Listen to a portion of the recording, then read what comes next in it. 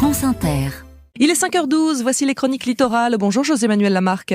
Bonjour Mathilde Munoz. Ce matin, on étudie les données océaniques avec l'organisation Mercator Océan International.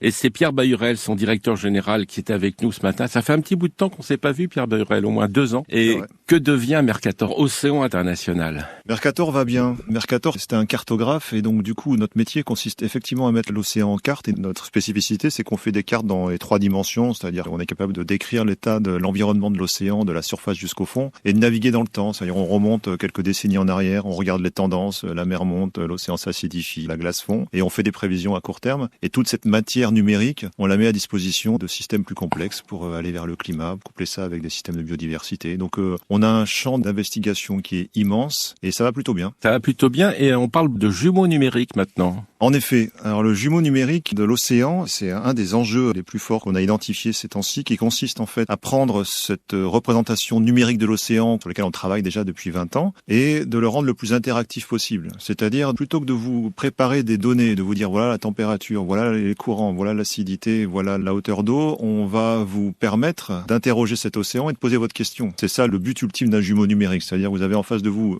une version numérique, un jumeau de l'océan. Et à partir de là, vous pouvez tester ce que vous voulez. Vous pouvez interroger sans abîmer le vrai océan. Vous pouvez doubler le CO2 et regarder ce qui se passe dans cette version numérique sans dégrader le véritable environnement. Et ça nous permet du coup de créer un outil assez puissant pour avoir des scénarios.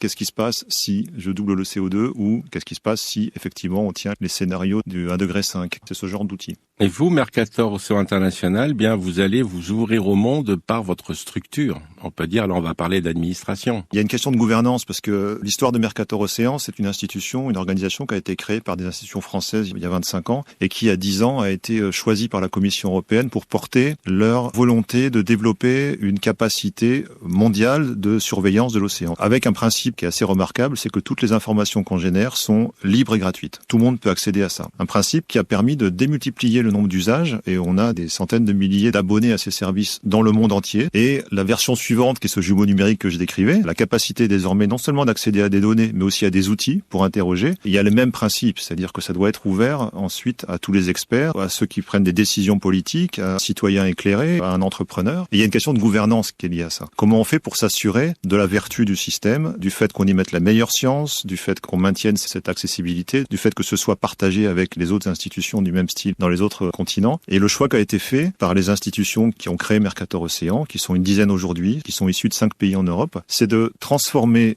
l'organisation en une organisation intergouvernementale, ce qui signifie que à la gouvernance, on trouve des États qui ont la charge de définir la stratégie et de garantir que cette information sera la meilleure et sera fiable. Et c'est assez remarquable parce qu'il n'en existe pas. Si je vous fais un petit tour des organisations intergouvernementales que vous pouvez connaître, il y a l'Organisation mondiale du commerce, l'Organisation mondiale de la santé, l'Organisation mondiale de la météo. On peut faire une longue liste comme ça. Oui. Sur l'océan. Il n'y a pas. Alors il y a du maritime, les bateaux, mais sur cette connaissance numérique de l'océan, il n'y a pas. Donc ça me paraît extrêmement important aujourd'hui qu'il y ait ces mouvements. Donc c'est très largement porté par le gouvernement français avec le soutien de 5 autres États qui sont Italie, Espagne, Portugal, Grande-Bretagne et Norvège. Et le but, c'est d'ouvrir ça très vite au niveau européen et en particulier pour que ce jumeau numérique de l'océan, qui est voulu et qui est financé par l'Union européenne, soit associé à une gouvernance qui soit une gouvernance représentative de ce qu'est l'Union européenne. Cette nouvelle gouvernance, on a une date à peu près ? On a quelque chose qui est un point de rendez-vous pour tous les océanographes, qui est la conférence des Nations Unies en juin 2025, qui va être accueillie par la France à Nice, co-organisée France et Costa Rica, où il y a un certain nombre de sujets qui doivent être discutés, un certain nombre de grandes initiatives et de grands traités internationaux qui doivent converger. Et le but du gouvernement français, c'est d'annoncer l'ouverture de Mercator Océan à ce moment-là. Merci à vous, Pierre Bahurel. Un site internet mercator-océan.eu. À demain, Mathilde Munoz. À demain, José-Manuel Lamarque.